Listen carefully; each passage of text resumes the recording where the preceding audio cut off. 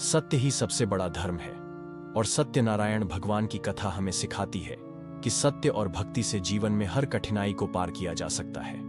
जो व्यक्ति श्रद्धा और विश्वास के साथ सत्यनारायण भगवान की कथा सुनता है, उसके जीवन से सभी कष्ट और बाधाएं दूर हो जाती हैं। सत्यनारायण भगवान की कथा हमें यह सिखाती है कि सच्चे मन से की गई भक्ति कभी व्यर्थ नहीं जाती। तो चलिए दोस्तों, आज हम आपको श्री सत्यनारायण भगवान की पूजा एवं कथाएं सुनाने जा रहा हूं।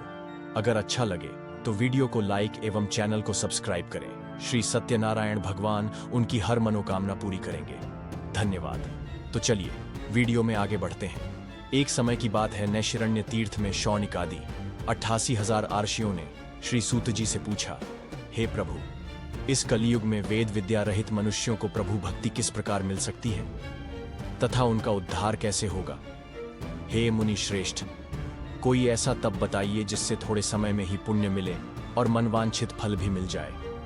इस प्रकार की कथा सुनने की हम इच्छा रखते हैं। सर्वशास्त्रों के ज्ञाता सूत जी बोले, हे वैष्णवों में पूज्य, आप सभी ने प्राणियों के हित की बात पूछी है, इसलिए मैं एक ऐसे श्रेष्ठ व्रत को आप लोगों को बताऊंगा जिसे नारद जी ने लक्ष्मी नारायण जी से पूछा था और लक्ष्मीपति ने मनुश्रेष्ठ नारद जी से कहा था। आप सब इसे ध्यान से सुनिए। एक समय की बात है, योगी राज नारद जी दूसरों के हित की इच्छा लिए अनेकों लोकों में घूमते हुए मृत्यु लोक में आ पहुंचे। यहां उन्होंने अनेक योनियों में जन्मे प्राय सभी मनुष्यों को अपने कर्मों द्वारा अनेकों दुखों से पीड़ित देखा। उनका दुख देख नारद जी सोचने लगे कि कैसा यत्न किया जाए जिसके करने से निश्चित रूप से मानव के दुखों का अंत हो जाए। इसी विचार पर मनन करते हुए वह विष्णु लोक में गए। वहां वह देवों के ईश नारायण की स्तुति करने लगे, जिनके हाथों में शंख, चक्र, गदा और पद्म थे, गले में वरमाला पहने हुए थे। स्तुति करते हुए नारद जी बोले, हे भगवान, आप अत्यंत शक्ति से संपन्न हैं। मन तथा वाणी भी आपको नहीं पा सकती है। आपका आदि, मध्य तथा अंत नहीं है। निर्गुण स्वरूप सृष्टि के कारण भक्तों के दुख को दूर करने वाले हैं। आपको मेरा नमस्कार है। नारद जी की स्तुति सुन विष्णु भगवान बोले, हे मुनिश्रेष्ठ, आपके मन में क्या बात है? आप किस काम के लिए पधारे हैं? उसे संकोच कहो।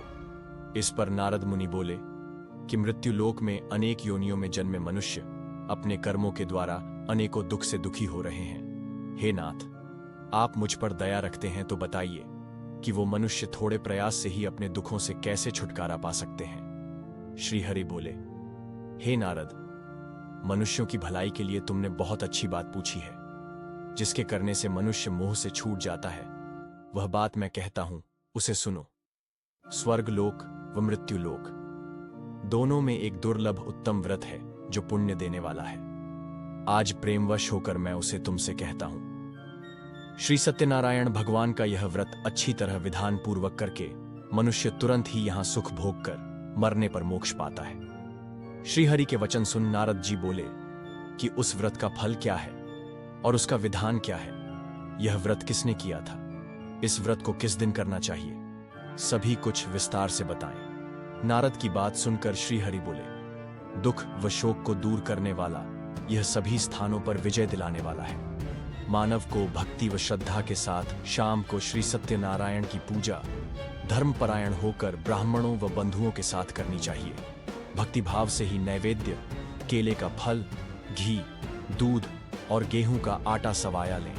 गेहूं के स्थान पर साठी का आटा, शक्कर तथा गुड़ लेकर वह सभी भक्षण योग्य पदार्थों को मिलाकर भगवान का भोग लगाएं। ब्राह्मणों सहित बंधु बांधवों को भी भोजन कराएं। उसके बाद स्वयं भोजन करें। भजन कीर्तन के साथ भगवान की भक्ति में लीन हो जाएं। इस तरह से सत्यनारायण भगवान का यह व्रत करने पर मनुष्य की सारी इच्छाएं निश्चित रूप से पूरी होती हैं। इस कलिकाल अर्थात कलयुग में मृत्युलोक में मोक्ष का यही एक सरल उपाय बताया गया है।